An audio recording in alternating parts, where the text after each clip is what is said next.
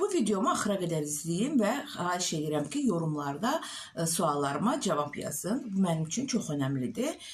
Diqqətlə dinləmənizi o yüzden rica eləyirəm. Niyə görə Azərbaycanda sənət insanları, məmurlar, tanınmış insanlar və yaxud da ki, maddi gücü olan insanlar xaricdə müalicəyə gedir? Türkiyə, Almanya və digər şəhərlərdə. Eləcə də 44 günlük vətən müharibəsində də gördük ki, qazilərimizin çoxu da xarici ölkələrdə müalicəyə göndərildilər. Məni bir sual maraqlandırır. Azərbaycanda səhiyyə yoxdurmu? Azərbaycanda yaxşı həkim yoxdurmu?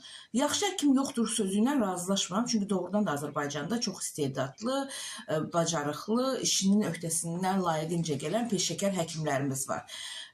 Problem nədir? Həkimlərə inamsızlıqmı, yoxsa səhiyyə sistemindəki bərbad vəziyyətmi? Xaricdə müalicə alan insanlar da özəlliklə özəl xəstəxanalarda müalicə alırlar. Yəni dövlət